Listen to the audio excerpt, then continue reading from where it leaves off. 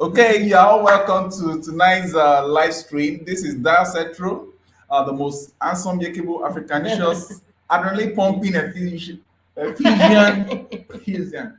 Ephesian power husband. And as usual, I have beside me my most scintillating, pepperoni, sugarlicious, hot baby girl. Yes, you're most welcome to this live stream. It's an exciting one. I'm Jeketulu and etc. And we're going to jump right into it. But before we jump, I want to say thank you to all that have been following, liking, sharing, and for the fundraising for our foundation's up space.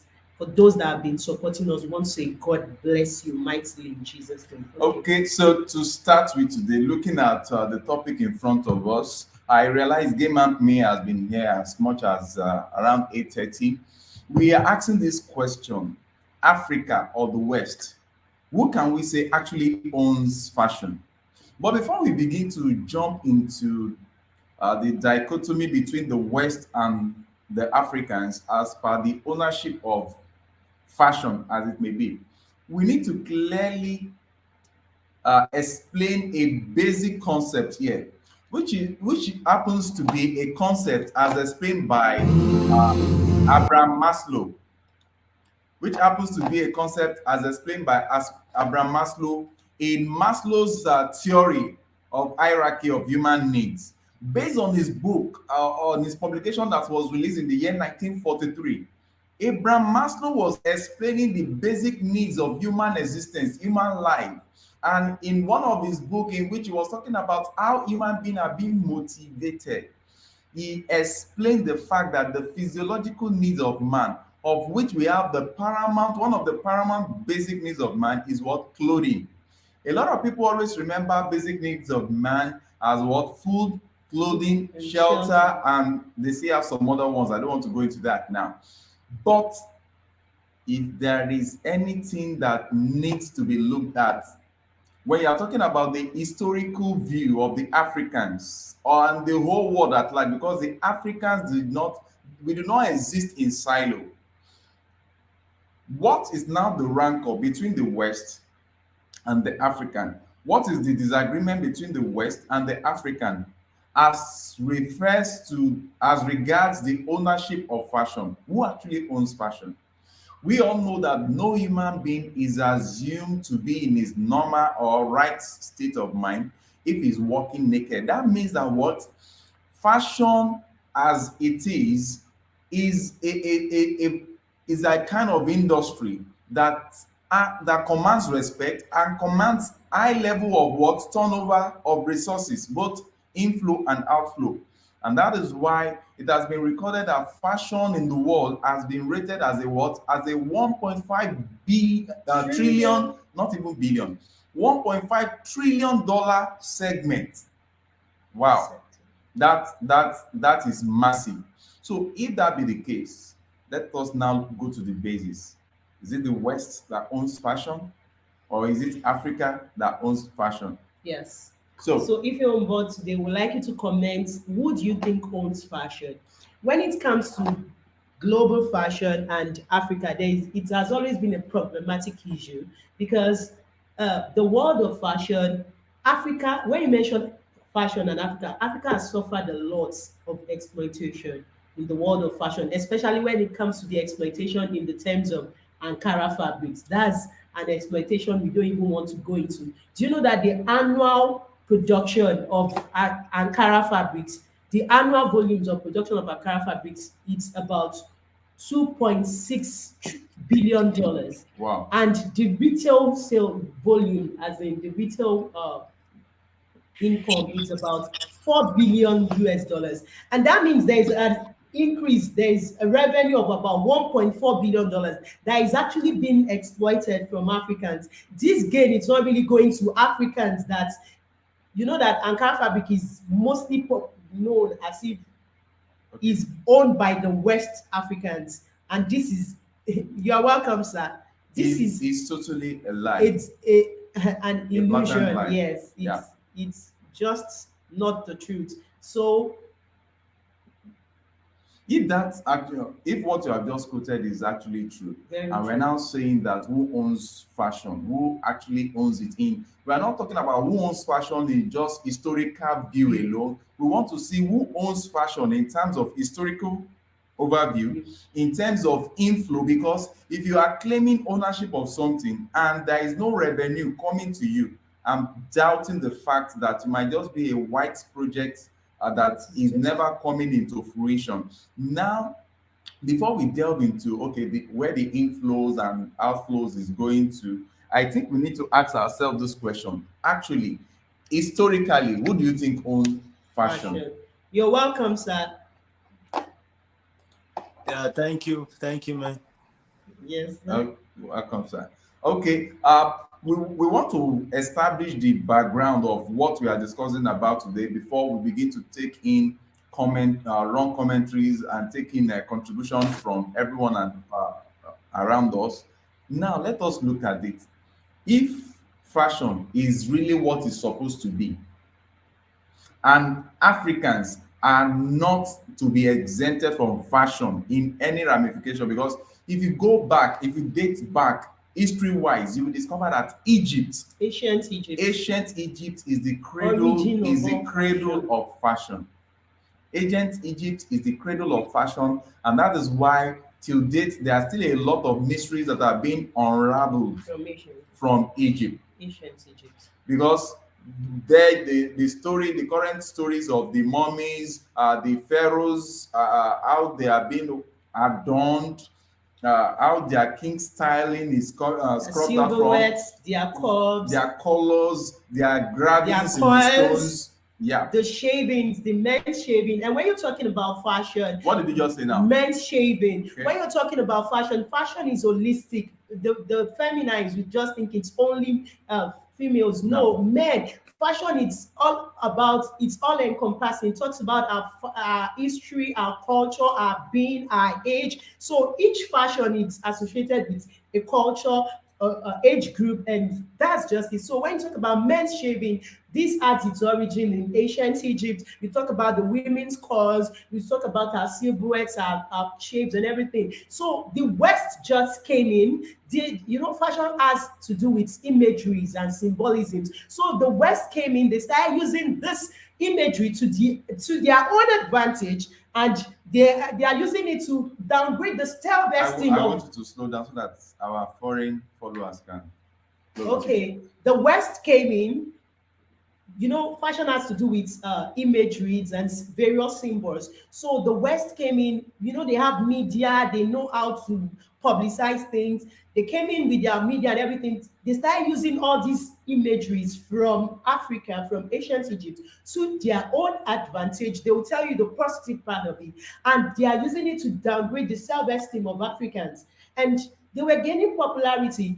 Before you know it, they are becoming the king of fashion. You have the major brands coming from them. You have popular brands. You have Coco Chanel. You have Christian Dior. You have Balenciaga. You have Givenchy. You have all of them having their fashion houses. And those from the African continent, they are nowhere to be found because they are not really projecting themselves out there. They're not giving them that leverage. They're not giving them that platform. But the story is right now changing, and that's why we're so happy today. Before we go Yes. to the story that is changing, I have some questions for you, because you are telling us that the Westerners, the Western world, they are putting out the stories out there about what they are doing, and everyone can actually see what they are doing. Yeah. My question now is, why are we not getting to see what Africans are doing as much as the Westerners? Why we're not getting to see what Africans are doing as much as the Westerners was in the past ages, because there were not much educated and business inclined people. Yes, as in Africans that were into fashion then. I will not take that. No, hold on, let me Okay. land. They were not projecting themselves like we have Africans into fashion now. We have Iman Ayesi, we have Laduma Matosa, we have the Magugus, we have Losa. Hold on. Sorry. Before you start having the Matusas of today, before you start having these contemporary Africans that we can still relate to their ages, I'm talking of comparing like the Albert the Givenchy, what's it called? Balenciaga, Balenciaga and the likes, Coco Chanel and the likes, Christian Dior. Christian Dior, of how many years back that they've died, they passed on, and their legacy still continues. We can see what and what they've created here and there. So where are the historical? Let's even go back to the Ancient the ancient Egypt. this thing. And I also want to disagree with you that Africans are not educated. Please, Africans are very well educated, because history, even historical facts and geological facts and research, has it that the cradle of civilization started from Africa. And that's why in the tombs of the Egyptians, there are a lot of symbols, there are a lot of writings that are there that are not the English words, if that is what you are looking at as being educated, able to write and read English. No, we are talking about people. Education is about the transfer of knowledge from one clan to the other, which causes what? A change in character. So they have their own symbolism. So I wanted to A correct change that. in character. Yeah. So I might be Okay. very wrong for saying that. So But if we are actually educated in the real sense of being educated and knowing our rights, that this is what we have to project to the coming generation. We're not keeping our history. We're just interested in cutting and sewing. We're not laying down procedures, patterns that the upcoming generations will be able to look after us and they'll be able to follow us. We just do our own thing and we are not synergizing. That is one thing with Africans. We don't really synergize. We just feel we can do it, and there is no one man show. That's why you see the likes of Balenciaga and Givenchy, they'll work together. Christian Dior, Coco Chanel, you have designers working together. You see Louis Vuitton, Moet Hennessy as in conglomerates. They'll be doing price what's it called for young designers. But Africans, I think it's time now that we've started coming together and we want to create our history. There are no proper histories for designers. We don't have write-ups about designers that are making it in Africa, but except for now that we've started. okay. With that being said, Dr. Ojo, you are welcome on board. We are so glad to have you here. We are going to look through that. We are going stage by stage. And what's it called? I will be monitoring the way we direct our discussion this night, so that we arrive at a very conclusive end. So, Dr. Ojo, in your own view, based on the little intro we've given so far, how would you do what do you agree to? Are you agreeing to the fact that Africa owns fashion, or the West owns fashion? All right, so it's a very interesting topic. Good evening, everybody, and thank you You're welcome, sir, for inviting me to this platform for this wonderful session. So this is a very interesting topic, and I think it's very important. It's universal, and it could be debated against or for, depending on how you look at it and what you are looking at, the direction and the context, and how much exposures and knowledge you have. So first and foremost, I will want to first of all lay a foundation that the West, the African, everybody, we are from the same source, from the same origin, right? Okay. Years and centuries and millennia has passed, and you now look as if this some kind of different species or being than us, or we are kind of like different. We are all human beings, right? Belong to the human race. So there is little or no difference between us, other than what you contribute to yourself, to your personal development. So that has to be clarified first. So, and when I was looking at this topic, right? So I first of all went, and do some little research and feel like, okay, when did actual human beings started wearing dress and clothes? Because if we are from the same source, we are all human beings, regardless of where we are geographically. Then when do that thought and that idea, when did it come? How did it start? And How far back is that? And then we can now go down into where we are right now in this current age of designing and customizing and all kind of different aspects of fashion that is highly unique and a lot of creativity to it, right? And then that can now bring us to, I mean, talking about, okay, those in Africa, those in the West, and the likes of it. Like, what do they do? How do they do it? What is a good fashion to them? What does it mean? So that's kind of how I'm gonna approach it, or I will look at it to make it make more sense, right? So when I did my research, right, I realized that like Mr. Setro said, that civilization started in Egypt.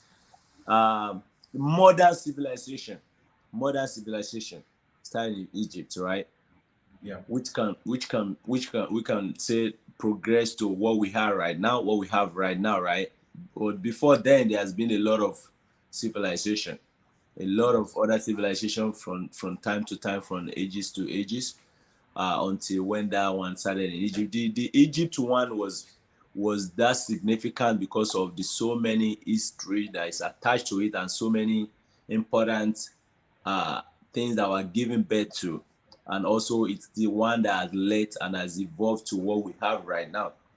That's why it look like if that's actual civilization, and that's where it started from, right? But there has been a lot of other civilization before then, but this seems to be very, very advanced from that time of Egypt, right? So when I did my little search, right, so I realized that human beings started wearing clothes from about 120,000 years before Christ. Before Christ, right? So, and those that did research, if we can search for it and do our own little research, what they were able to use to get those findings was they did ice the ice test, or the temperature uh, uh, test. They call it the ice age. So at that period of time, that's way far back, many millennia back, right? So that's when human beings, started gaining some level of awareness and consciousness, and some kind of intelligence to start doing things certain way. And when I also dig more into it, I was also able to find some research that Africans have started wearing clothes as far back as between 180,000 years to 200 years, way back before the Ice Age, before the Homo sapiens age, and all those, that the Africans have started, those that we call Africa, right? They have started wearing cloth. They've discovered cloth for different reasons and for a lot of Yes. reasons, right? So now, if we look into that, that should tell us a little bit about clothing and fashion and the importance of it. Now, when I now look into uh, the modern civilization and what we call fashion these days, right?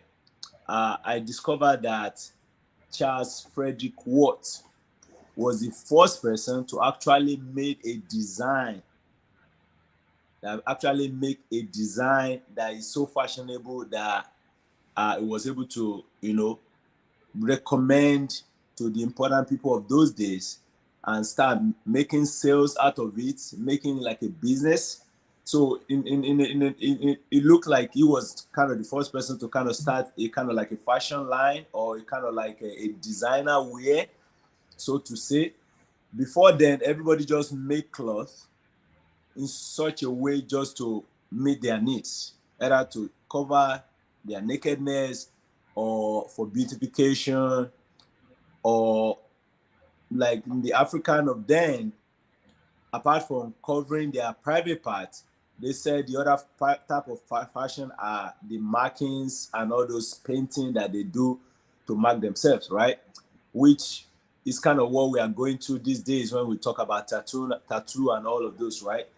So, and if I want to reflect more on that, right, we realize that a lot of things that are modern these days that we say the West are marketing and making huge profit from, we can claim that they originated from Africa, right? And they just repackage it and rebrand it and sell it to the world.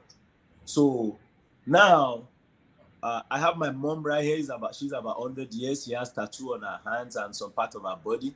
And when I asked her why, it was for fashion, it was for beautification, it was for uh, it was for uh, for personal pride, depending on where you are from. If you are from your royal family, if you are from, people that are a little bit knowledgeable and a little bit well exposed compared to the rest of your age group and stuff like that. So that's kind of how they see it that time, right? And it was not popular at that time. It was used during the slave period too, right? For as a means of identification, and just in case if you get lost or you don't know where you're coming from. So those that were born in that time, like about 100 years ago, 80 years ago and stuff like that, or before then, they have some of those markings on their part of their body. Some have their company name, their date of birth, or something that they can use to remember who they are and stuff like that. So there are a lot of reasons why all those happen, right? But Charles Frederick Worth in 1825, between 1825 and 1905, is what we can, when we do a search and do some research, we can reference based on what is documented, started like what we call like a clothing line or some kind of custom made fashion design that is sold to a lot of people. So Okay, that's that. Dr. Ojo, this particular uh, person you are referring to, Charles is Frederick it is it a Westerner or an African? Is he a Western? Is it a Westerner or an Uh, African? it's so it's like I said, we are all from the same source, right? And a lot of stuff that has happened has dispersed people across the globe. Yeah, So because he's from Paris, he's from that part of the world, from Paris, that is according okay. to documentation. But we know Mhm. that larger percentage of the people from that side are Africans. They you can really say they're Africans. Okay, okay.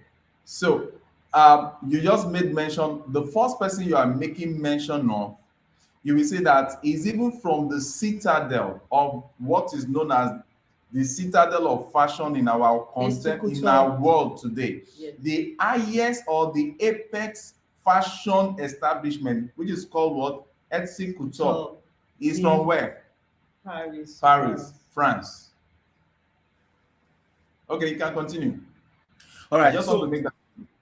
all right, thank you about that. So that's how that's how fashion kind of started. So we have documentation that says that Africans have discovered fashion, and I've been doing it. I've been practicing it. I've been making designs and doing things their own ways for about 180,000 to 200,000 years ago.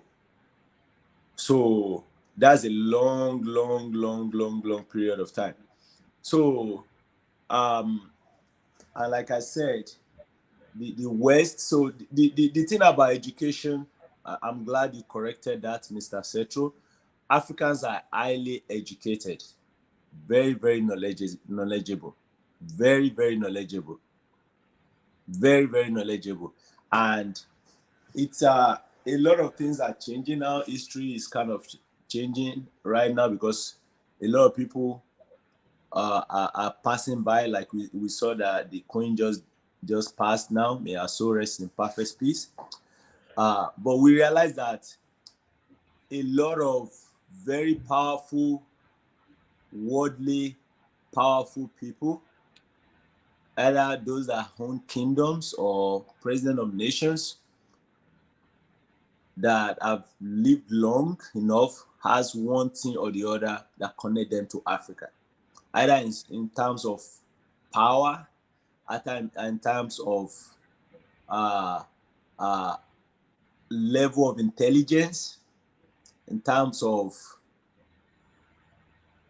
seeking for like some I don't there's a lot that connect them to them, right? Because like for example, if we continue to talk about fashion, right? If you want to talk about Nigeria for an example, right? We know that there's some kind of fashion and there's kind of design that are very unique to that part of the world. So like for example, look at Oyo State in Nigeria, right? They have the way they do their own fashion, the way they do their own designs. Very, very unique. Very, very, very unique. Like in the person of like the Alafin of Oyo and all of those, they have some traditions, they have some fashion, they have some designs that are just very, very, very unique. So you can question who taught them, who how did they come about it, and the like of it. That will take us to a very long story. If you go to my hometown in Ogbomoso, in Oyo State, it's the same thing too. The same thing, and it's like that till tomorrow, which is very unique and different from the Western style of designing and their own style of fashion. And it's go deeper than just the clothes we put on. It go deeper into like the culture, the way of doing things, you know, the plate, the calabash, some decorations in the houses, even the buildings, some buildings, the way they do some building and the architectural building and stuff like that are ancient. You see, so that's part of fashion. So it's very, very deep. It's a very, very deep subject. But what I know is that the Africans, right, the way we are made, or the way we are is kind of different from the way some other people on other part of the world are. Our mentality, our intention, our our our thinking is a little bit different in the sense that why some other part of the world are looking at how they want to do one thing, take it to the rest of the world, and Yeah. make huge amount of money for it and make everybody depend on them for the rest of their lives. We are just doing things for ourselves with our own willful and free mind, and not even mostly looking at how to monetize it. It is now that people now start looking about, okay, we cannot just so a lot of the fashion, a lot of the things that African developed through their years of hardship and stuff like that, that they out of their own creativity and God's given talent, most of the time they give it freely to the other part of the world, Mass produce it. and they receive it knowing fully well what those words, not because we don't know what they want, but we just have that big heart and that charitable heart. They give it to them and they repackage, rebrand it, and sell it back to them. And now they make it look like this is from there because they have all this technological way of spreading things. And while we tell the story to kids and families and stuff like that, they put it on the Google, they put it on Facebook, they put it on other places, and they now make it look like they are honey. Because when you are doing research and searching for stuff, right, it's hard for you to start looking for my father that has died like several years ago. You see what I'm saying? It's hard for you to start looking for my mom that nobody Okay. else Sorry, knows. sir. Please, sir. No, let him land Okay, when sir. it's done. Continue, sir. So it's hard for people to start looking for my mother, who like is not popular like the Queen of England. You see what I'm saying? So the people will go to like technology, right, and be like, oh, what's this and this and that, and who are the people putting stuff in those technology? The Western. So they have an advantage because they could put stuff in there. They could put stuff in there that are based on what they know. You see what I'm saying? So that's kind of what has infiltrated into a lot of discussion. And then because of the mindset of Africa, and because we do things out of our big heart, out of our charitable heart, we are not focusing on monetizing things, and we're not focusing on ruling the world. Not because we couldn't, not because African couldn't. They have the power. they have power, they have, the intellect and the wisdom, but I don't think they just saw the need for that. So because of all of those, it look as if a lot of stuff started from the West, and it's from the West, and it seems like the West are the only one and everybody is inferior to them. No. Okay, Dr. Ojo, we appreciate your contribution. You will continue just in a moment. I think she has a question. Sir, I'm so grateful for what you said about technology. And this was where I was coming from in terms of education. For all Africans watching, I'm really, really sorry. I know we are educated, but what I mean is the benefits of the education. Like, what are our technological advancements? Do we have platforms? Do we lay down legacies? Do we have procedures? Do we have history? Do we structure these things down for people?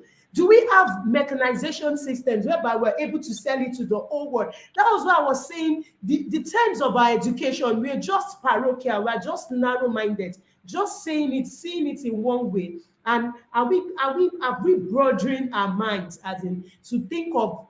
Okay, just a minute. Please, I want us to welcome Bella Bell from Wichita. You're highly welcome. It's nice having you. It's nice having with you. us. So, sir, I really appreciate what you said. That was what I meant in terms of education. I think I would have made it clear. Like, I want you to read comment of Game Ampy. Please read it. No, not this one. The one before this. The West. Yes. No. Game Yes. Ampy is Yes. saying Yes. this. Game Ampy said something. He said, African designers, they don't have avenue or resources to promote their crafts. European designers stole and copied these styles and pretended they were independent of African or indigenous influence. This was what I meant because we were not showcasing what we had. We were not preserving those heritage, our culture. We even some of our cultures that we had, the meanings of some symbols, we gave them to all these Dutch companies. They started imprinting them on Ankara fabrics, and they gave us that delusion, as in made us believe a lie that Ankara fabric is for West Africa and is the most popular fabric for West Africans everywhere in the world now. But the gains of these things are not coming to Africa. Africa, if you see the artisans in Africa, people producing all these local fabric, they are still suffering. They are going into extinction because their children don't want to take off Okay, from them. let me take it from here. Because it's like my wife is a very, very fast talker. So that people that are following us from across the globe, they can understand what message we are trying to pass across. So I want to bring your pace down. So while you catch your breath, what she was actually trying to say is the fact that, for example, there is a particular fabric, there is a particular pattern that we all know. It resonates around Africa. It's called Ankara designs, Ankara patterns. And this will shock you to discover that the Ankara that is associated to Africa, because it talks about our culture, it talks about our Symbols, existence, it imageries talks from about our Africa. use of imagery to connote certain events that happens in our life. For example, in Africa, when you see an elephant tusk and you are outside Africa, you might just be looking at it as an elephant tusk, whereas it is usually telling a whole lot of generational stories about what happened to us, where we've been to, what others we have crossed, the strength of a particular clan, and the doggedness of the so related families. When you see two lions facing each other in Igbo, in Nigeria here, Igbo, they call it Ishiagu. Isiagu that you are seeing, that you guys will just refer to as just, oh, the head of a lion.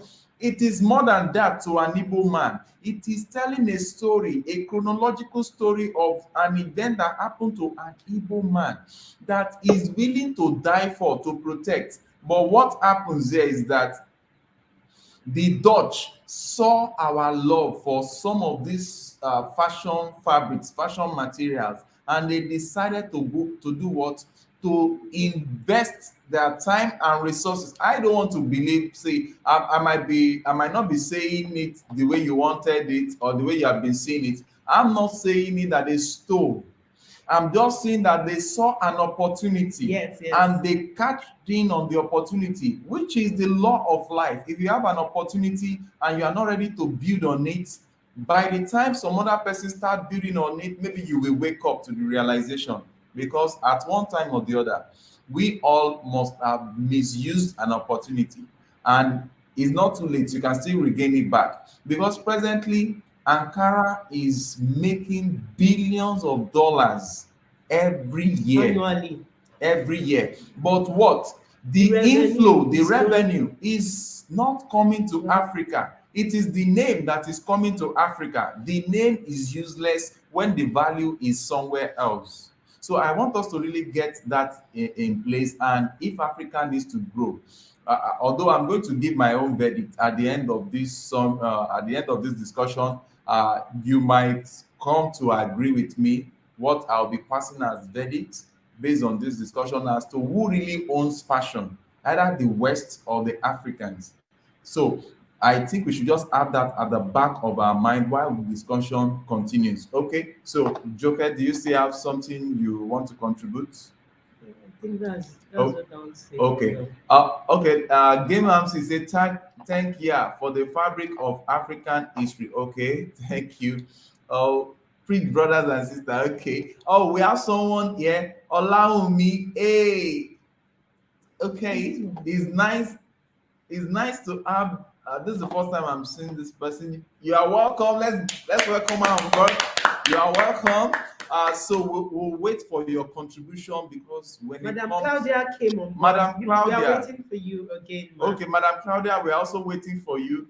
Carol, we are having new people coming in. Please, as you are coming in, Please, let's have your comments. let's have your and comment. please, Thumbs up, give us thumbs up, and share this video, because a lot of awareness needs to be created about our work. You remember I started with the fact that Abraham Maslow stated it clearly that one of the basic means of life in the year 1943, during his publication as referred to the human motivation theory, he states that what one of the basic needs of human engulfs around the physiological before it starts ascending, and part of the needs is what? Clothing. And if clothing happens to be an industry that will be what? That will be ventured into by men, it means that based on the fact that every human being, whether you are a Westerner or you are an African, you must dress, you must clothe yourself from weather condition, which I'm still going to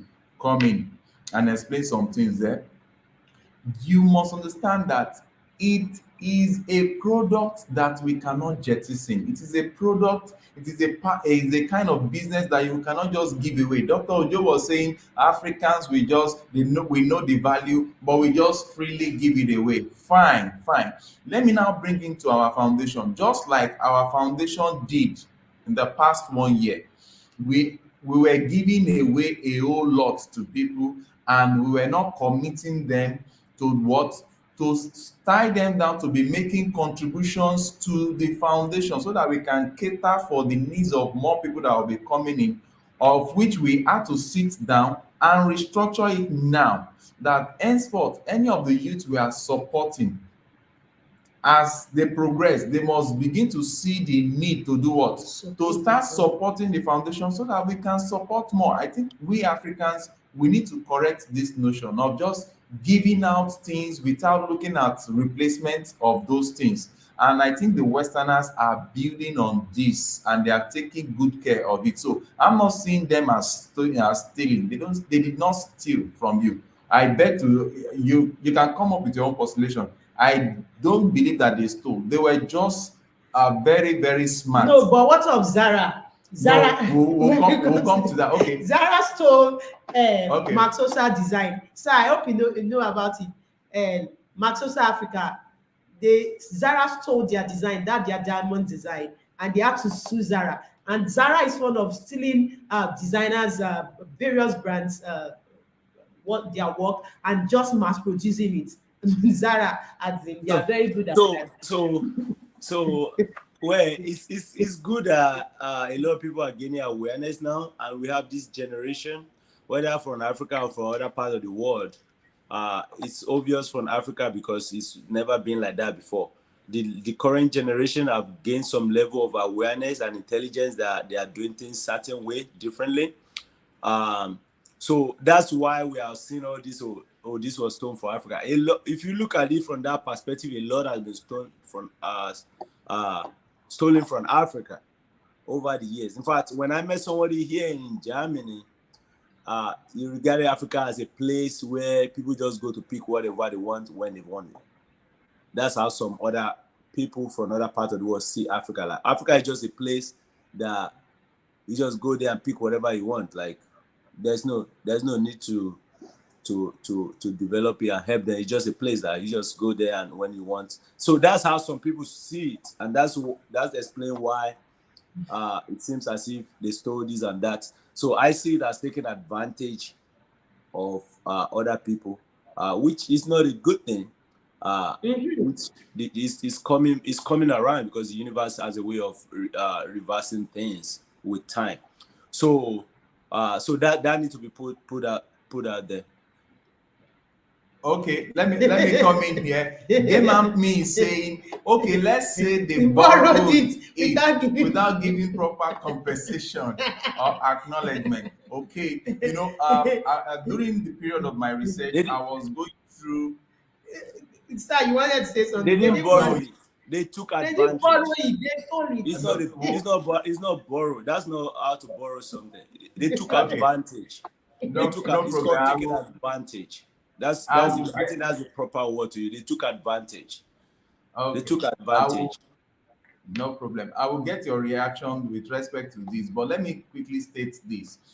Based on what she had just said now, that let's say they borrowed it without giving proper compensation or acknowledgement. Now, during the period of my research, I went through a publication by UOF, University of Fashion.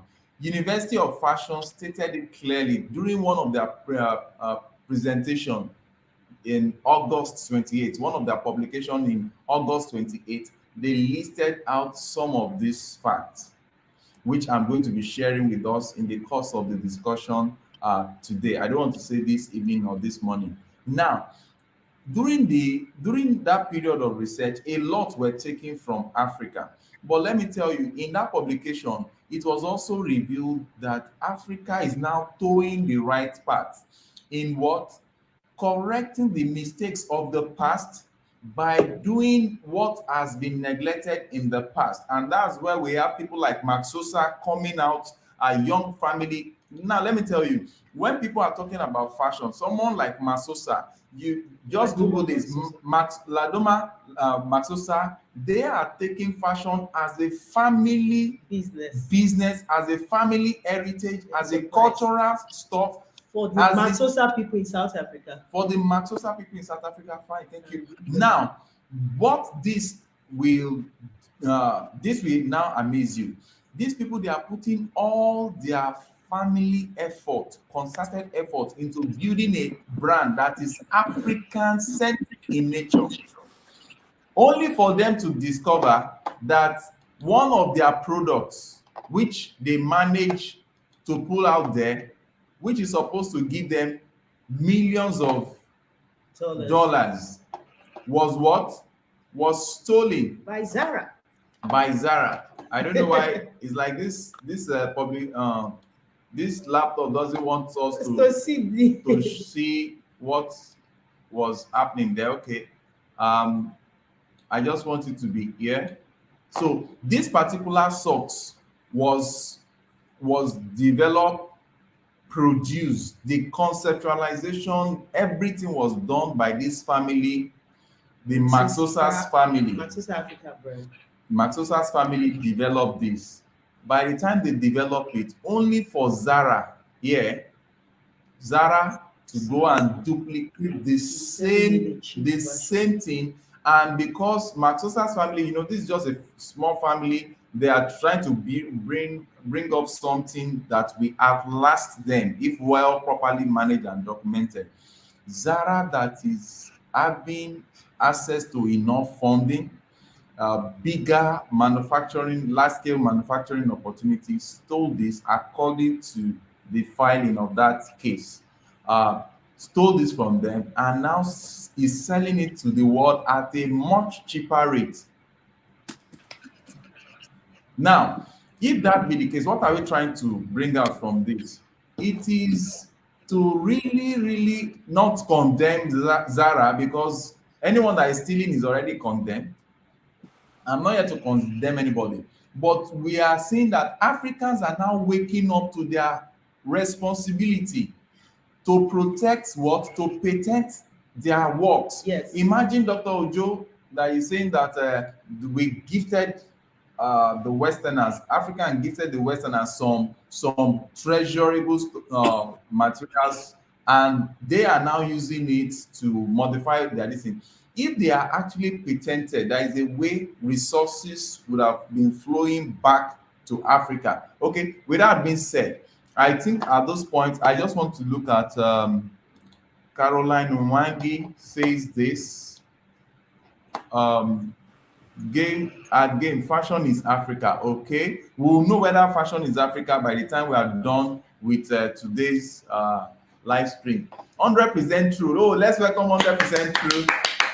You are welcome. Please don't forget to subscribe and click the notification bell so that you can always be sure to see our publications. Mr. Sacho.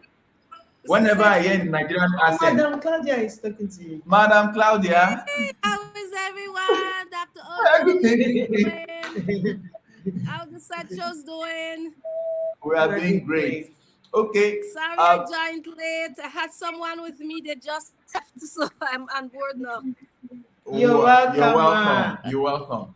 Now, Madam Claudia, I have this set of questions for you. I've been waiting for you, and you are coming in at the right time. You mentioned about two notable African designers that sold, that made the clothes of some American presidents. Slave masters, yes. Yes. Okay, can you give us the name again? Okay, hold on, let me get the name. Okay. Okay. While Madam Claudia is getting the names, because I want us to be analyzing what has been going in the past so that we'll correct the future. So with that being said, okay, let me go through. It says, whenever I hear a Nigerian accent, I feel like I'm about to get scammed. That's very funny. True. All right. So that's another stereotype that I don't support. Because from my personal experience, the first time I got scammed, I'm telling you live and real life testimony that is documented. The first time I got scammed was in the United States, in Chicago. Okay. Ever in my life. And I grew up in Nigeria. And so I got scammed. Wait.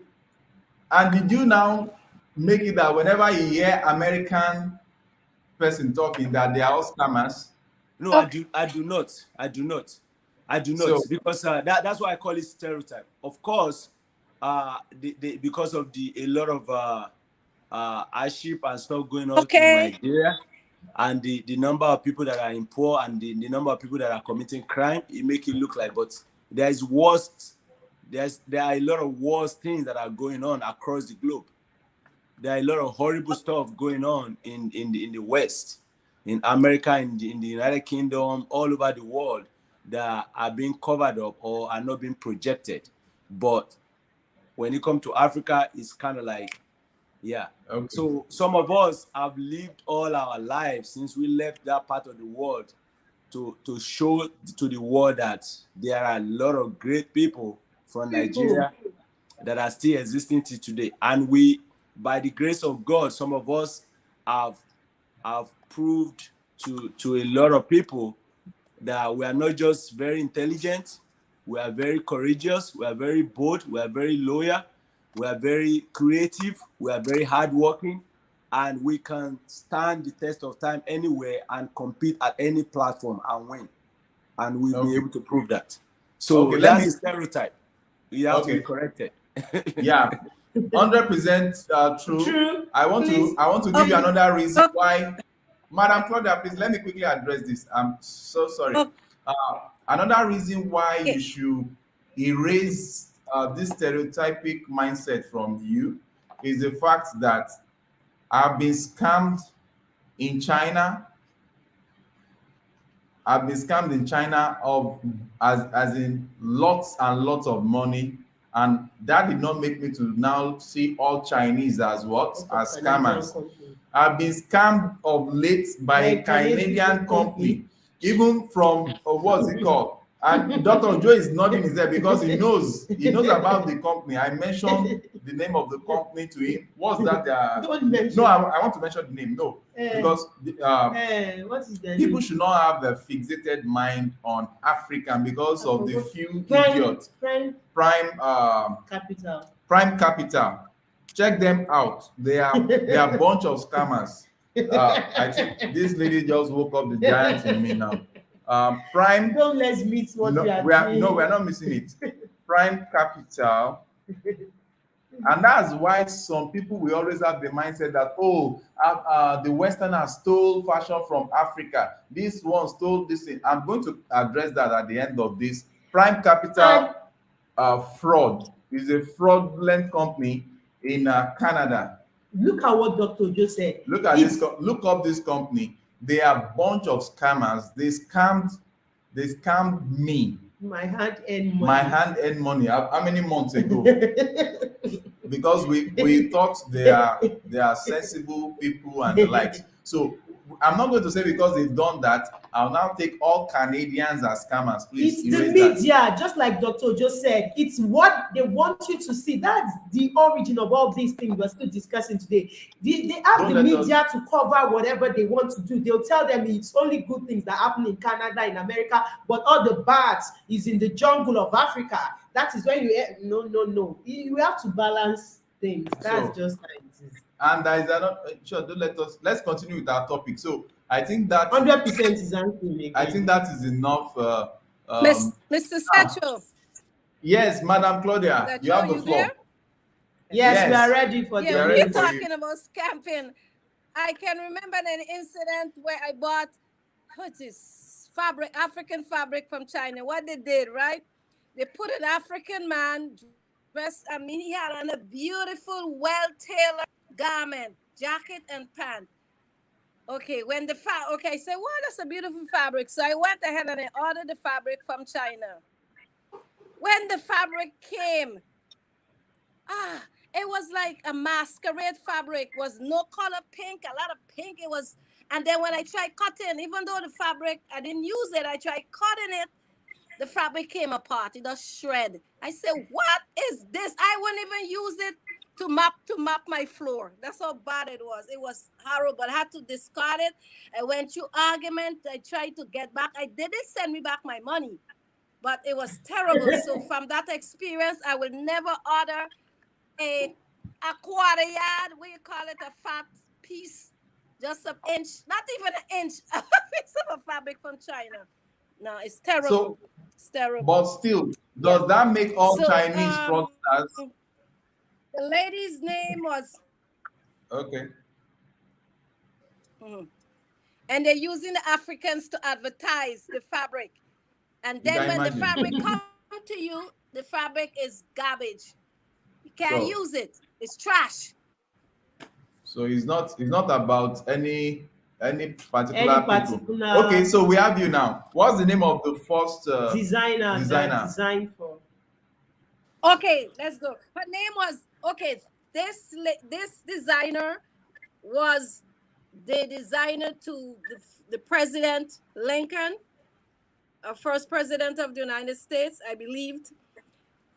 Aunt Okay. Lizzie Nash.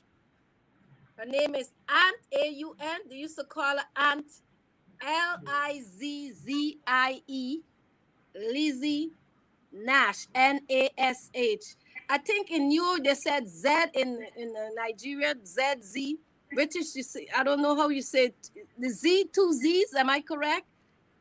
Okay, you Mr. Ojo, okay. help me. It's Yes. They call it Z she in Nigeria, served but them from it's Greta Z. It's it. It's Z. You are correct.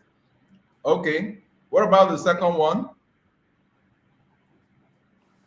The Well, second it's more than designer. one. Then Okay. we have a next one here.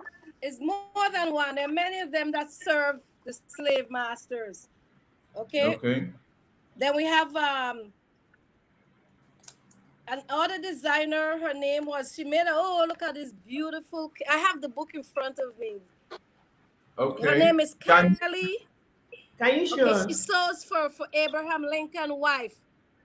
K E Kelly, C KEC. Okay. Keckley Keckley Keckley. Keckley. That's her last okay. Okay. name, and she's so for Mary Lincoln. I think that was Abraham Lincoln's wife. Her name was Okay. Elizabeth Keckley. Elizabeth Keckley. Okay. Okay. Yeah. Okay. Yes. I think she Thank, lived in Washington D.C. In the okay. United Thank you. States. Thank you so very much with that information. But I have another question for you. Now, based on the Hold a fact second. that Hold a second, please. oh, Hold a second. okay,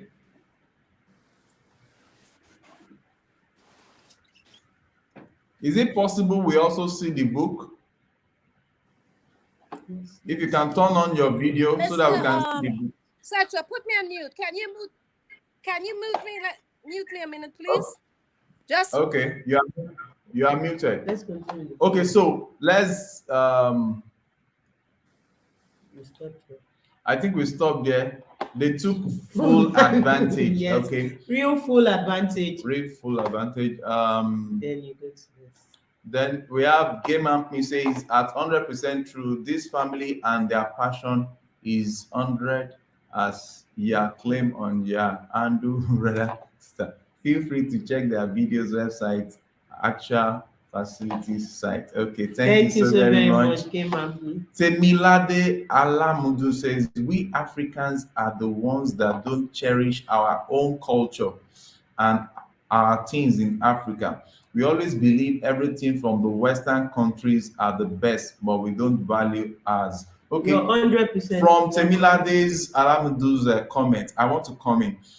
During the course of my research, I discovered also that one of the greatest challenge in the fashion industry for Africans is the fact that Africans started opening their borders for the inflow of second-hand products, Yes. used clothes, used shoes, used bags.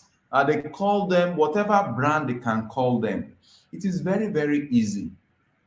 They crippled the fashion Immediately industry. you open the floodgate of your country for foreigners to start dumping their used clothes on your own territory. That simply translates to You're killing your you are designers. killing the initiative of your designers. As we speak, we have numerous African products, fashion products in Nigeria alone that has not even, they've not gained 0.001% overview Yes. in the world, Recognition. recognition in the world. And as such, what do you think will happen? Because the creators of such ideas are not making a living through it, they are not even recognized for their value They don't addition have to the fashion the industry. platform There to is show no them. sustainability because their children will say, my dad and my mom spent their life creating this, where has it gotten them? They will drop it, and that's how Artisans in Africa. historical transfer of this knowledge is what is outdated. Okay, so with that being said, we need to start following our dreams in fashion and putting it out there.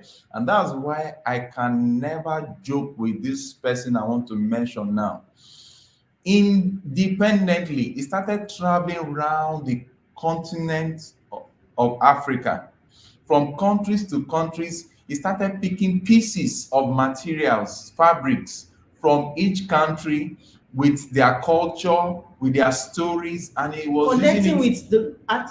and he was using it to create pieces. He was using it to create beautiful fashion pieces. What is the name of that person? She's going to tell you. Iman Ayese. Continue. Yes. Imana Ayesi is a man that is frontiering the use of authentic African fabrics now. And what this is doing is that it's bringing African artisans and African designers to the limelight of the fashion industry globally. He's synergizing, he's working with various craftsmen from various African countries. He sources his fabric.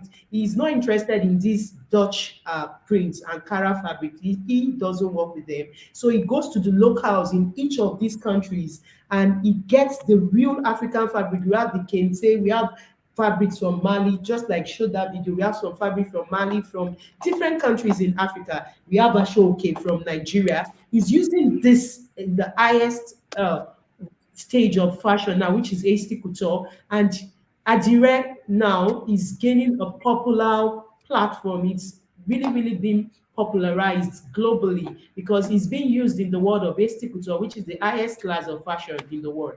And this is something by so doing, the artisans are having money in their hands. Their children, when they see that my father is making something, they'll be able to continue.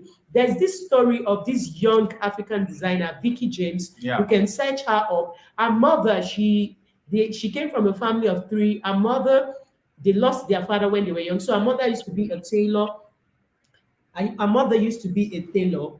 So she has many workers working with her, tailor sewing. She saw her mother was living in a ghetto area in Nigeria, Ajegule. They were not making much money. So she felt, I can't go into this, then it doesn't have any prospect for me. She went to read another thing in school. So when she now came out, maybe she didn't have job, or so she just said, I can actually modernize this knowledge. And what did she use? Media. What did she use? Started taking pictures. And one thing she does was rebranding. She changed her location from a ghetto area to what? An eyebrow area. She went to an eyebrow area, Magodo in Nigeria. And before you know it, she said she started taking quality pictures. I think that is what Game Man said, and that is it. Africans are not showcasing their work to their art to the world to see. So she said if she wants to do a photo shoot and she has only 50,000, she will go borrow 30,000 to make up for the photo shoot, or maybe 80,000, so that she projects her work. And right now she's really gaining real recognition in the world of fashion because she's really making waves and sewing for great people, the great class in the world of fashion today. And I think that is just it. Africans should think of really popularizing their work with the use of the media, with the use of historical overview, Okay. various things to their Okay. advantage. Okay, Mr. Sasso, I agree with you 100%. You know, Okay. that's why I'm hoping that with the Setros Foundation, that the youths who comes for training can explore different options like marketing their products, wherever Europe, United States, wherever the Caribbean, and they can build, the self-esteem where they can go and think bigger. So that's why I always support the Setros Foundation, because I like what you guys are doing towards Thank you very strengthening the youths and uplifting them. And the reason I said this, I'm hoping by the time I'm 70, I can see some of your trainees are on their own and they be top designers where they can train other younger ones that are 10 years now and coming up into the fashion industry.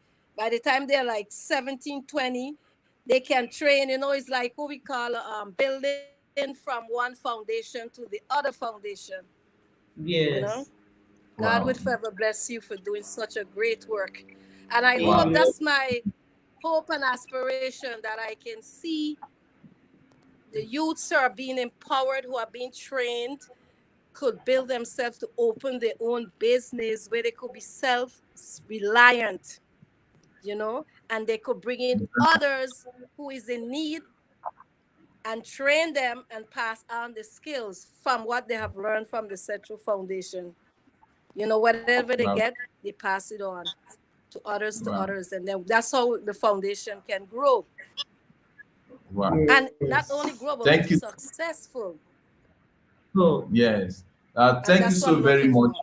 I'm hoping, Yeah. I'm really hoping in the future that these youth take the training serious from the Central Foundation, take the training very seriously. Thank So you in the so next very much. 5 years, I'm hoping to see, instead of 20, I'm hoping to see 40 students, 50 Yes. students Yes. yes. being trained Thank you and so well very much. trained. Yes. Yes, Okay. yes, yes.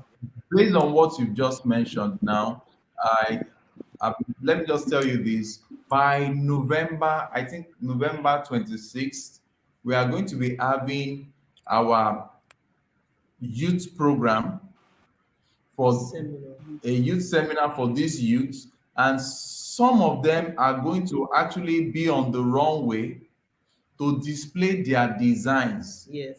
And their work, So, those that are not into fashion, Yes, not only fashion, you yes, train them on various things. good. You Love are that. going to display their work, and you are going to be seeing what they are doing, at least those of them. And Mm. it's all encompassing. We have them in various crafts, so they are going to be displaying their work just like that. okay. So you will see more of that. We'll keep everybody posted on that. We've already sent out Yes, our yes. program for this year, November, I think in November 26th. So we are going to have it, all the youths that we have trained in fashion, in whatever craft, they are coming to Those showcase in their catering. product. Those in catering will also surface, show their product. In short, it's those that are in catering that are going to prepare the food that we are going to use to serve the youth Those in in that photography, they are going listen. to take care of Those this. in photography are going to cover the event live. They will live stream because we have live streaming what's it called, Gadgets. gadgets that can live stream standard HD to the world now. So with that being said, I really wanted to play us a little bit of the research she made into the lifestyle of into the contribution of this Iman man, Ayesi, Iman let me say Ayesi. one thing. Okay. And that's why, as pertaining to the education, as in how we are popularizing African designers, I think that's what I've decided to do on my craft channel. That's fashion channel. I've taken up a segment to be talking about fashion billionaires, those that have made it in the world of fashion, and how I'm trying to Yese hold on, hold Sorry. on. is Okay. So how I'm trying to do it is that I take a Western fashion icon, then after that I'll take an African fashion icon. So by this, people are getting to know some of these African fashion icons that we don't even talk about. People don't really know. So, and some of the African designers are now contacting me. Even today, someone still reached out that I want to connect. So we're trying to build a synergy between African designers, those that are trying to come up. How can we work together? How can we get to the top together? So that's what we're trying to do now. That's what I'm trying to do on our other channel, Central Craft channel, where we teach fashion. And those that know about it, they are coming on board now. But those that still feel fashion is just about cutting and sewing, I just want to make small money, they are still so narrow-minded to that. They are not coming on board. But those that are really broad-minded, they've opened up their mind to diversification. They are coming up now, and I think it will really help. So Iman Ayesi is doing a lot. So this is the section we're talking about different ones. So And based on what we've started doing, we've been able to start changing the mindset of so so many many, people yes, that some of them are even now coming to be trained on how they can take their African designs, not just taking what is being dumped on us, their African designs to the rest of the world. And if you look at, it's been wonderful. On this picture that is see here, you see, okay, these are some persons that came to the African foundation. designers, and these are This some of the Africans. these are some of the African designers, upcoming African designers that just joined, that came for the training. This, let me go back a bit. These are some of the designers, and this is Iman Ayesi, the man that is really revolutionizing African fabric. He travels from place to place Oh, yes. to make sure that the fabrics of each countries in Wow, Africa it's well beautiful. represented. So it is just more than, is more than just stock.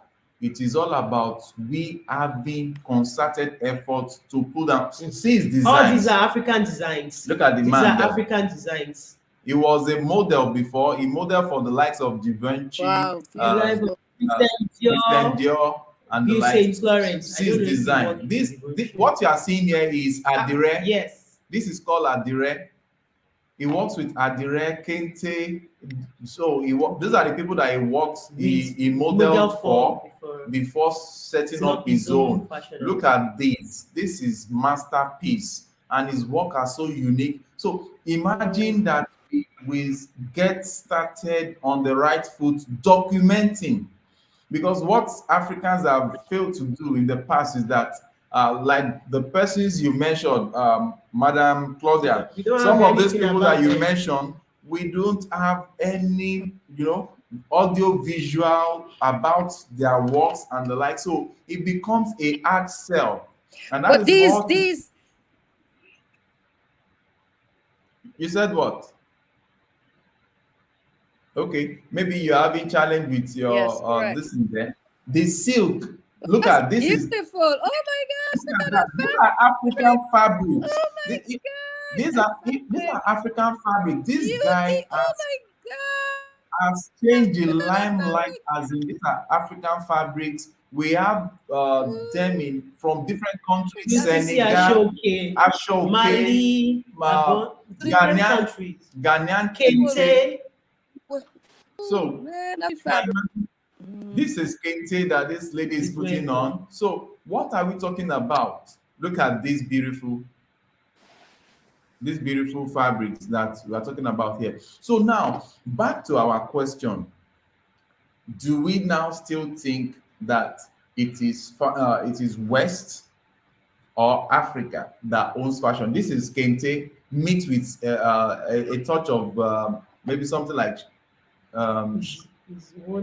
another African fabrics.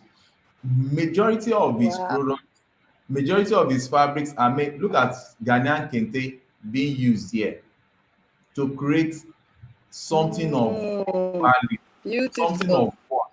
So is this not Ashoke? So this is Ashoke. Look at this. This is Ashoke. This from Nigeria. This from Nigeria. Is it not the same? Yeah, this from Nigeria. And this also. I think it looks yes, like I recognize. This is also Ashoke. These are like Alaron and the likes of them. This is Ashoke. Let me show you how these clothes, how these fabrics are made. Let me. I think I look at this. This is Ashoke. Let me show you how they are made. Look at how they are made. This is how they are showcased. They are locally made, 100% wool. So let me chip in something. Like in my hometown in Ogbomoso and even in Oyo State in Nigeria, most of the people that does this work are from the royal family. They're not just ordinary people. Over the years, some other people have learned that craft.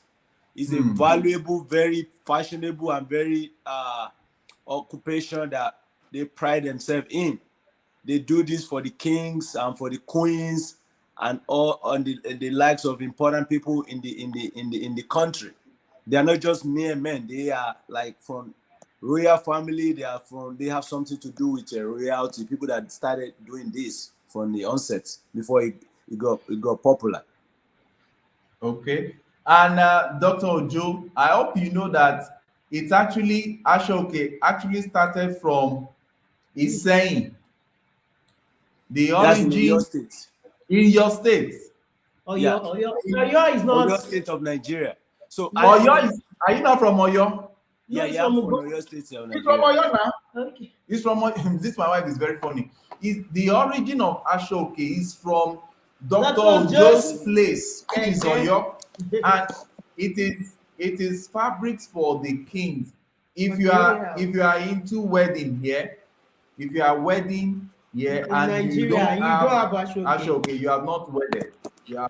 Now look at, there was a period in this research I had to travel to Abeokuta, where this particular fabric is made. It's called Adire fabric.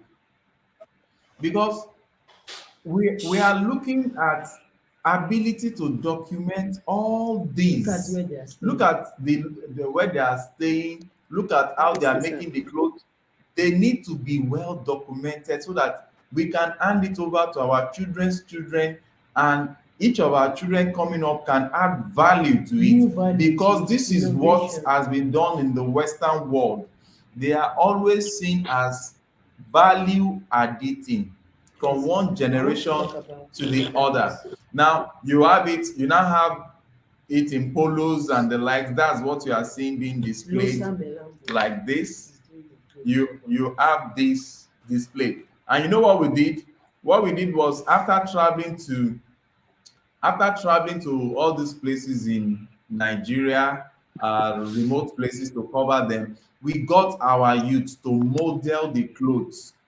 Because the story will not, imagine we coming here now and now telling you stories without audio visuals to back it up. How are we going to preserve it? How are we going to hand it over to the next generation? Those are the shortfalls. Those are the areas that we didn't get it right in the past. And I hope we've learned for this. You have something to say? Lusa Melombo. She's Okay. also doing a great deal following Imana AC, as in she's uh combining, she's having a bridge between Ivorian tradition with what, with modern fashion. She's using fabrics from various artisans in Africa too, because she was brought up in the Western world, and she was born in Ivory Coast. She's from Ivory Coast. So she's merging the old and the new. She's having like a paradox between the old and the new. She's bringing out new things from the old fashions. She's going to all the artisans in Africa, making sure that they are learning how to do their crafts in the new way, so that they are not outdated. You're looking at me, you're tripping for me. Talk to them, not me. So, Okay. and this has really gained her a lot of popularization. Oh. I think she won an award. Like you Okay. said. With that being said, let's look at comments here. Temilade says our basic manufacturing companies need to be in Africa, like Ankara Wax, instead of in Switzerland or Holland or Netherlands. Yes, Like you are that right. you are very right. But how would that be if we don't start having a meeting Round like table this, a conference round like table this. like this, spreading such news like this, sharing such video like this amidst our African brothers and sisters And that are investors, we in start. diasporas, and investors start coming in? Because what we did Oh, was let to me take a walk. how we can document this and make our youth aware. Each of the youths that are with us, we are making them to be aware of the possibility of growing their brand in using African fabrics, of which I can tell you now we have like two persons already that have contacted us to handle their production in what's it called for them, in Adire, Yes. this Using thing, part of Nigeria. using those local content, not the ones that the benefit is not actually coming to Africa. Africa. So Temilade, this says yes, I agree. We So, Africans. so to chip in something, right? So what need to happen is this. What need to happen if history is not going to continue to repeat itself is that Africans has to start thinking about continuity, Mm-hmm. have to start documenting their values and heritage, their Yes, fashion, and all those good stuff we are talking about. They need to start documenting it, right? very well. Now, those in the government, if they are going to be using their senses correctly, they need to now be investing in research in all this area. And then the process and procedure should be documented in such a way that even if the Western or any other person from other part of the world are going to copy it, right? They will give the credit to where it is from, if it's properly done. But if you sell something that is laying on the ground and I pick it up, then it belongs to no man, right? It belongs to no man. That's why in the West we have the patenting. That's why we have different kind of registration of all kind of design and ideas and all kind of stuff that if anybody has to use those idea or those information at any point in time, they have to give that credit, right, to the person that either invented it or designed it or came up with that creativity and those ideas. So they need to start thinking in that direction. This kind of platform is good because it's creating that awareness so that the youth knows that, okay, what seems to be like no worthwhile occupation or career is actually a big deal across the globe, and it's something that they could establish and be established, and their generation to come could be blessed with if they take it serious. So that's what this kind of platform is also creating, and it's also you should also we should also stress it that it's something that other people, youth, can also go to school to study the technology behind all of this. Right? Like in my school when I was in Michigan, when I was having my master's many years ago, they have a department that deal with fashion and clothing and all of those. All they do is not the sewing and the cutting and stuff like, but they do the research on the technology behind making of this pattern, behind those designs, behind making those clothes from the trees that and the skin of animal and so on, right, to making into different kind of design and pattern and kind of fabric that they want. So when youth start thinking in that direction, you see that they will realize that there are a lot of opportunity bigger than just buy a sewing machine and just cutting clothes. That is a whole lot of, like, that could solve a lot of, like, hundreds of thousands of unemployment right there. Just this topic we are talking about, because we are talking about the research. We're talking about the research into the technology of making those pattern and fabric and stuff like that. The research into where we get where they get the materials that is being used to make those fabric, and then also the technology behind the sewing and all those stuff. There's a lot of stuff, and then the write-up, the documentation of the process and procedures in such a way that nobody can just take it up. And then if the government or those in authority are able to see and look into it and see how it's going to help solve a lot of problems, then they can make it in such a way that it's institutionalized and backed up by some legal,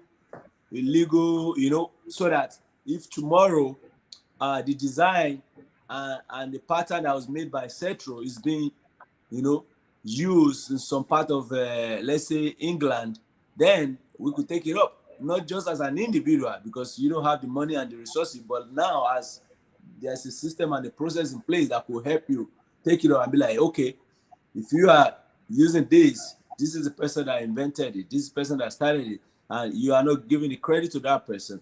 This is what you're supposed to do and holding people accountable. But up till now, there's a lot of things that have just been, it's like gold laying on the street. Anybody, the dog, the goat, and anybody can pick it up. So it's hard for you to challenge anybody because it was just laying down on the street. And, that's how knowledge has been, been wasted in that part of the world, which need to change. Okay. Thank you so very much, Dr. Joe. We'll get back to you a few minutes now. We have a new person in the building. Billy says, hello, I'm from Tamil Nadu. Getting a bad connection. Where is Tamil Nadu? You're highly welcome, Billy. Billy, you're welcome. Which country is Tamil Nadu? Okay, now let me go to Madam here. It says, the origin of fashion is African. Aṣọ òkè, Sanyo, Alaran, Alari, Ofi, Adire, Kente, Akwete are our originals, to mention a few, made by the indigenous people. Then she also said this, the dye pit in Itoku. Let me quickly state this. I think this person that is talking here understand deep parts where they make some African collections here, because this particular place she mentioned, Itoku, was where I traveled to I traveled and I spent some days embarking on this research. Firstly, I traveled there to help indigent youths, and I also traveled there to discover what Africans are doing directly in fashion. It was there that I showed in the other video where I joined them in the making process for Adire fabrics. And I tell you, the experience can never leave me. I look forward to a period whereby we'll be able to carry our youths. I will just charter a bus, take all of them down to this place so that they will see and it will never leave them, because what you see and you experience is different from what is being read in a book, and it stays with you for life. And that's why they say travel is an experience that you cannot just drop for anything. So I think this is great. You're not done And reading it. okay, she says, okay, Ogun State and the Kofam Mata dye pit located in Kano, Nigeria are on the list of the oldest in Africa, possibly in the world. Now, you are not far from the exact point here, because according to University of Fashion in their publications, they stated the fact that Nigeria is now taking The the lead. topmost position, at least I mean the first five position in, was it in Africa? In Africa, or yes, in Africa, as one of the best places where fashion is really making waves. And the youth in Africa, in Nigeria specifically, they are going far above imagination. And that's where what Dr. Joy said comes into play. There should be systems put in order to make sure that we patent all this, and youth should go. There should be institutions whereby youth will learn the act of fabric making itself, the technology behind it, not just the cutting and sewing only. How clothes are made from trees, from everything. I think those that are still making a little history in fashion, like the Matsosa family, he read fashion.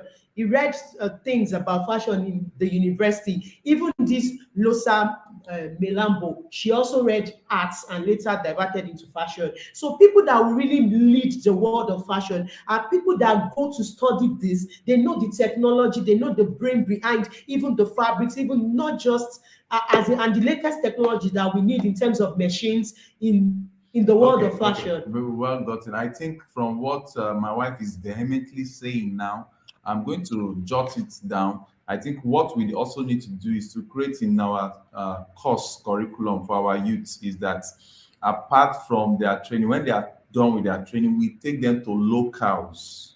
Let me tell you, there is no knowledge in the university as compared to the knowledge of the locals that are doing the things in depth. So we take them to the local places where they are doing this. We might possibly spend a week or 3 days with them. Then they will now modernize it. They will now modernize That it. is Yes, it. they They will should modernize create it. real system out Okay. of it, not just the local No way. problem. No problem.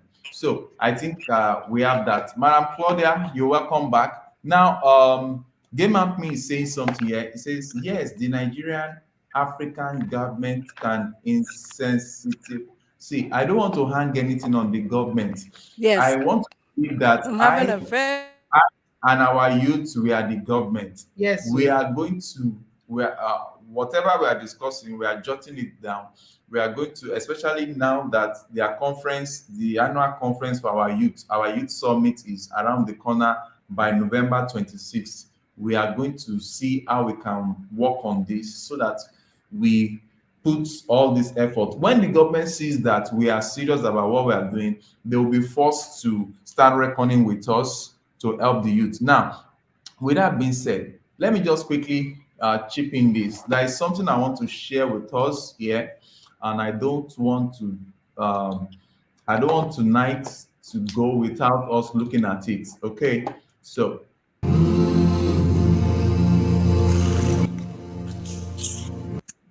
okay, looking at this video, you will see this is one of the products of Iman Iman. Ayesi. This another product from one of the African designers as well. But where am I going to? I'm trying to show us what has been done so far, the improvements that we are getting in the world of African fashion, because this is a fashion museum for African designs.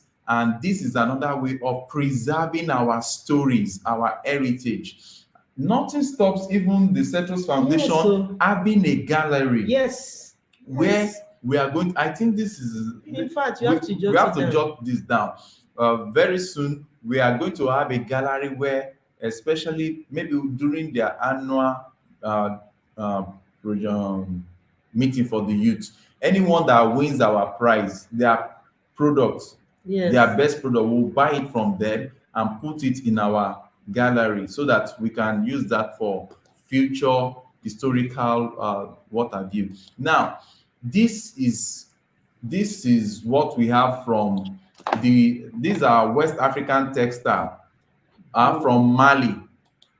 This is from Mali, and this here is from West African textile, Faso than whatever. Burkina Faso. Now, from Burkina Faso. Now, these are some of the youths, Nigerian youths, that are modeling African designs.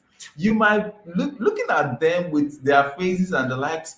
These are the people that are going to be creatively doing more. I think this is from okay, I want to use this to correct someone. Someone commented there, says is majorly the Western Nigerian that are bringing fashion like African fashion to the world also. I think I saw a comment like that. No, it is all, because when we come together, we tend to pull more force than one single person, one single tribe, one single region Yes. pulling the stride. Now, this particular design was by a guy called Ike or something something. Kenneth Kenneth Ize. Yes. Kenneth Ize design is what you are looking at, and he has done so much. He has gotten to. He was one of the finalists in two different competition organized by Louis Vuitton and Moet NSC LVMH, which happens to be the for now the toppest fashion this is recognized globally. Yeah. So now we have Naomi Campbell. Because when we are talking, we should see facts and reasons why fashion can never go into extinction in Africa again. Naomi Campbell, whose work net is about 111 or $119 million, is a popular model. Is a popular model. Okay, let me talk a little bit about her. Naomi Campbell, that you are seeing, is a popular model whose business inflow is about 15 million. And whenever she wants to model a cloth or whatever, she gets $1 million just to model. So this particular lady has done much, she has accomplished much, and she came up to model some African designs. Those are the ways we can begin to showcase our effort in Africa to the rest of the world, because the world knows people like this. She showcase African designs, and look at, she's here with Kenneth Ize's work. This is Kenneth Ize's work that she's showcasing. Can you imagine? Can you beat that? This is made from African fabrics. You can imagine that. Now, looking at that, let's move on. We have Zendaya. This Zendaya here is a popular is a popular artist also. Look at her dressed up in African attire. These are the ways we can do what promote our designs, our fashion designs. And in case you are not in fashion, so sorry that we are just basing it on fashion today. Whatever product you are doing, we must have the mindset of what? Letting it go globally. We should have a global mindset. Look at the lady here. She's a very popular, what's it called, model and what have you. Now, we already know this person, Tracy Ellis Ross. she's an actor, she's a popular Actress. model, and she's an actress rather. Sorry for that. Now, imagine her being in what's it called? She's styling some African designers wears. Look at her here in the popular Ankara fabric, which we already know that the name belongs to Africa, but the money is going to an Dutch. European pocket. It's going to the Dutch pocket. But okay, look at her here. And it was said that all the 12 dresses she wore to a film festival was all the product of an African designers. These are how to put our stories out there. We don't just stay in one corner and be crying, the West are stealing this. Is anything that you did not project, even nature will steal it Or you from don't you. pretend. So now we have another person here, Angela Bassett. You can imagine, look at, you know her because she's acted in some superb films and the likes. So she also rocked some African designs. Look at her here in Wakanda. She in this Wakanda. Okay, somebody says, okay, oh, okay. Tracy Ellis is Diana Ross' daughter. Wow. Diana Ross' daughter. Wow. That's great. So now look at her here. She acted in Wakanda, and look at the styling, the African styling and what have you. Look at her here in Ankara.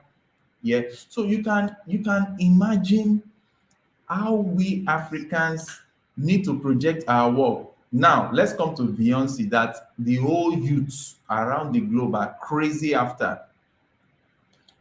See her styling African designs. I think I miss, look at her in Is this very, yes. Look at her in Ankara here. And she looks so so pretty and so pretty and so natural. natural and Indeed. so Much prettier than normal. Yes. yes. So I never even believed she's Look the at one. her rocking the Yoruba gele. This is typically African setting. This is Beyonce. So the one thing about culture, right, and fashion, right, that identify with your culture is it connects. It Yes. connects. It brings that wholeness into you.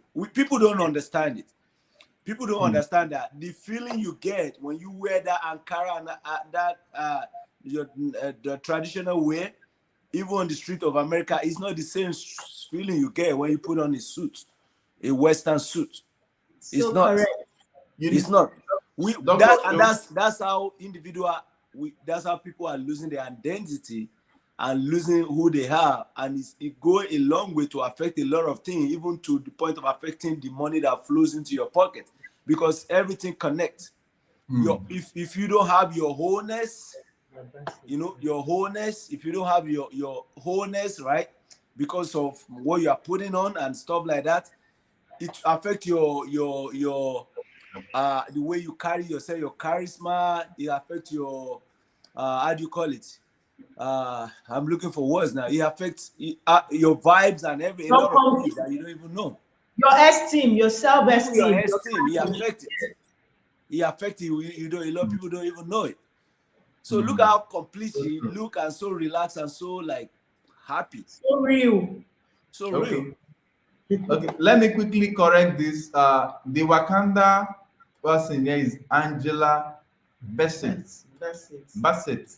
Don't. This I think I made it. Yeah, this is Angela Bassett. Okay, so thank you so very much, madam. So with that being said, you can see how flawless the designs are. Now let me tell you, each of these notable world figures that are putting on designs made by Africans, what do you think is happening? The African designers are going to be having what? They are going to be having inflows in dollars, and that will stimulate them to improve on their production, Employ to more employ artisans. more ends. Yes. The youth will now begin to say, oh, there is money in fashion, which Yes. is what I want to talk about now. Presently in Nigeria, youths that are turning, especially those that are going to the universities, the high colleges, they are out, they are not getting jobs. So some of them, luckily, they are being trained. They are discovering the need to train in fashion. Why? Because they saw the outcome of some persons, Like Vicky James, which are like Vicky James, like like Toyin this Lawani. particular lady I want to show us now. I tell you, this Toyin, there's a lady called Toyin Lawani. You're highly welcome to the continue. Okay. Toyin Lawani is being talked about here. This lady you are seeing here, this lady, she's just too outstanding in the world of fashion. She stood out. You can be so proud of her.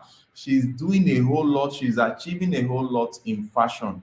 And by the time you started seeing that Toyin Lawani is making all this in fashion, then let me, instead of being unemployed, let me start learning fashion, what to do in fashion. A lot of them are coming up now. A lot of them are being trained in fashion now, and they are coming out doing the best in their life. Okay.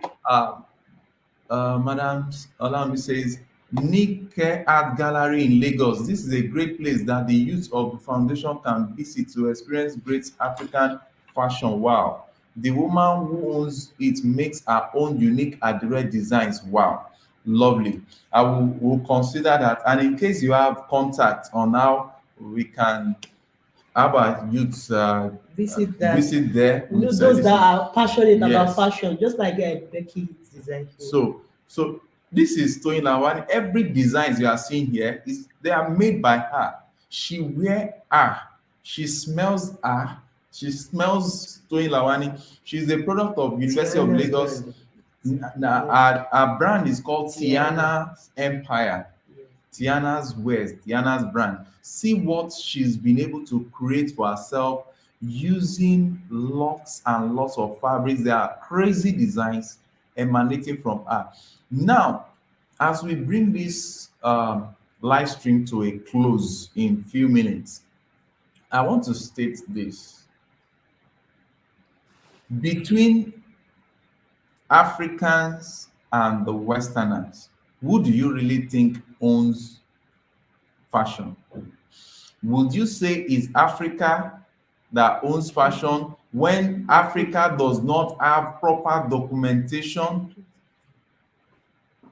Would you say is Africa that owns fashion when Africa does not have proper documentation, proper audio visuals, proper historical handover of their creativity to the rest of the world, to Technological their advancements. generations, and they are not handling it as a business that can sustain? But just in borrowing from the words of Dr. Ojo, they know the value, but they decided to gift it out. So if you continue to gift it out that way, how are you going to be able to lay claims to what you want to say actually belongs to you? One. Now, two, do we now say it is the Western world that owns fashion when they have been able to, over the years, have a chronological lockup of what facts and histories about it, and they are putting it out there for the rest of the world to see? Because I tell you, when my wife was making research on fashion billionaires, she has a segment in which she was talking about fashion billionaires. She discovered that people that the Westerners are putting to the world as big names, big brand names in fashion today, they are people that existed in the early 19th centuries, 18th centuries. And you can imagine Louis Vuitton is 18 or something. Now, where are the African designers of them? You discover that what she could lay her hands on are these contemporary designers. And if you now look at what these contemporary designers are doing in a very short while, you will really know that the older ones would have done superb. They would have done superb because Fashion, I tell you, is relative. Look at what she's putting on. Toyin Lawani designed this herself. So, with that being said, I just want us to have it at the back of our mind that knowledge that is We not should vote. properly documented, not properly guarded, can be stolen from us, just like the socks of Maxosa. Maxosa. But they are it's their work is patent. No, but the good thing is that their work is patent, and I'm somehow happy that they stole that work. At least To give it them has given Maxosa popularity, money. because for a company Zara. like Zara to steal a design, do you know how many people that will want to see that kind of a story? That who did you steal from? You must have stolen from a very intelligent person. So the world is now getting to know Maxosas, because Maxosas, you know what they call crochet, knit. That's what these guys are doing. It's very Family. demanding. And you cannot just come and wake up because you have access to some bigger machines to now mass produce it and now sell it at a cheaper amount. Whereas these people are spending days and oh no. This has to stop. So with that being said, we appreciate every one of us that has contributed in tonight's what's it called? Live stream. Tonight's live stream. We are going to have another session next week, Sunday, same time. But before we conclude today, I want us to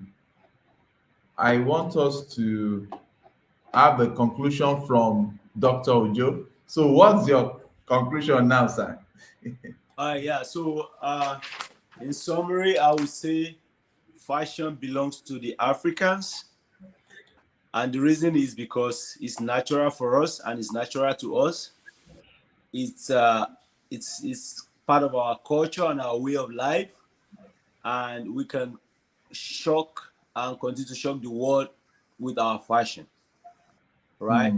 But the fashion business and the money and the proceeds from fashion belong to the West, Belongs to because the they are smart enough to put the creativity into it, the packaging, and with the technology and their business knowledge, they are able to gain the proceed from it more than anybody for now. We don't know what's going to happen later. So that's my word. I want the youth out there. I want the youth out there to see this as a very, very, very, very, very lucrative and very, very vibrant industry that can be invested in. It's something that they could go to the university and study about. It's something that they can do more research on. It's something that they can take like as a career, not just something for somebody that couldn't get a job, and someone that is a dropout, or somebody that just to get something to keep you busy. It shouldn't be seen as that, but it should be seen as a very vibrant, lucrative, prosperous industry that the youth of Africa can invest into. And if they stick to it and stay by it, I know before long they will be making a landmark and a historic, mark going forward. So that's what I have to say. Thank you. Wow. Dr. Joe, we really appreciate you. And it's like you and Madam Olaomi. I'll just even before you said yours, Oh. he has already commented, and it's just same thing. And I think Continue. Temilade also has same thing to say. So please kindly let's read the comments. before we go. Okay. Kindly let's look at the comments of people. So Temilade said, says, yes, it's Africans, but we don't have proper visual and written documentation of our fashion history. Yes, then Madam Olami says, Okay. But fashion is in the spirit of the African. It doesn't need to make an effort to be fashionable. Right. Then the next one. The resources to package and promote ideas may be in the West for now. African stage is the new frontier to watch out for. it is a different generation in charge. Mm. So you can see that you are saying same thing. Right. Yes. Okay. So I think every design and color was significant. Thank you, Okay. Caroline Wangi. Gaman P said, make a donation to the Citrus Foundation. Yes. Okay, you can put the link. Okay. Before we continue, because Madam Claudia is going to give our closing remark as well. We appreciate everyone that has been supporting us, flowing with us on this channel. In case you are new to us, we run a foundation where we empower the less privileged African This youth, training them in numerous crafts and the likes. I'm getting a And we are very Oh, bad network. Okay. So we presently we are about renewing the rent for the training space for the foundation, and still we have about $565 to complete the payment for the rental, which we have been given till 2 days now. Just today is the 11th. So we have just on the 14th is the final day for the payment. So we believe that we'll be able to raise that balance of about 565 or so. Okay, with that being said, if there is anyone that feel, you can just feel free, go through our GoFundMe. This is our GoFundMe page. You can go through our GoFundMe page. If you see what we are doing there, you think you want to support us any amount, we are so glad to have your support. Okay, with that being said, now Game Map me say, kindly like if you are viewing. Okay, please kindly let us like the videos so that more people can be reached with our little effort. Says, give your link Okay, to donate. Semilade says, give your link to donate. Okay, this Okay. is the link. This is our GoFundMe link. Yes. Kindly, maybe I should just write it as Is Temilade, is this kindly. my Temilade from Tetrocraft? Okay, I Temilade, think so. is it? Kindly, Is it kindly use. Ask the question now. Temilade? Is it my own very Temilade from Tetrocraft? Please, I want you to respond because she's been interested in Temilade. Please, Temilade, or is it another Temilade? Please, I want you to respond. It's been on my mind. I wanted to ask things because she. So we really appreciate everyone that feel like supporting us. We have just 2 days to go. 2 or 3 days. 3 days to 3 go. days to go. So please, we want to say thank you to all that have been supporting Citrus Foundation in our drive to help the youth. So this is to say thank you for everyone that has contributed $1, 1 cent, $1,000, whatever. And for us to meet up with the balance, this is the link, the GoFundMe link you can use to support us. And Nothing- before you give, go through what we have done, done. what you have been doing, so that you'll be sure of. Okay, Temilade is responding. Okay, Temilade says no. I'm Temilade from GA, USA. Yeah. Oh, You're welcome. Temilade, you're welcome. Thank you Temilade so very much. Alamuju. Alhamdulillah. We are so that means we didn't welcome her. Wow. We just thought it's so Temilade. Temilade Alamuju, it's a pleasure to have you here. How is USA today? And we hope when you come to now Yes. a lot of you, December is around the corner. Those of you that follow us on this channel, please try when you come to Nigeria, pay a visit to the foundation. You just because it will us. also help us when our youth get to see people coming to pay them a visit, and that will really mean something, so that we can actually bring so many of them from Makoko and the likes, so that they can get to meet you physically. And whatever your discipline is, we want people that are committed to us, please, whatever your discipline is, see a way that you can transfer your knowledge to these youth. As our annual youth conference is coming up, if there is any way you can even do a visual training for them, even if it is just to see you 10-15 minutes, they'll be very, very happy. So because some of them, they are always happy when they see people from outside Nigeria talking to them, paying attention to them, please. So Madam Claudia, over to you. Hey, I hope Madam Claudia will be able to give us a parting word. If not, we give it to her. Okay, so Madam Claudia, we want to say we appreciate you a whole lot. Dr. Ojo, we appreciate you a whole lot, and we want to believe that today's live stream has been so intense and interesting. We want to say Thank you to everyone thank you for that has staying made this it long. a reality Because, and a success. And okay. thank you for staying this long. Thank you for your time. Thank you so very much. Game Amp me. Welcome, Temilade. Georgia. Okay, and Yeah. within the week we'll post the new topic, the topic for Before next next Sunday. Sunday, so that we get We also ourselves prepared. prepare. Thank you so very much from me and my most beautiful hot baby girl. I want to say I'm signing out. Peck me now. Is she camera shy? Okay, bye bye everyone. Bye, guys. Have a good one. Bye bye, sir. Okay, bye bye.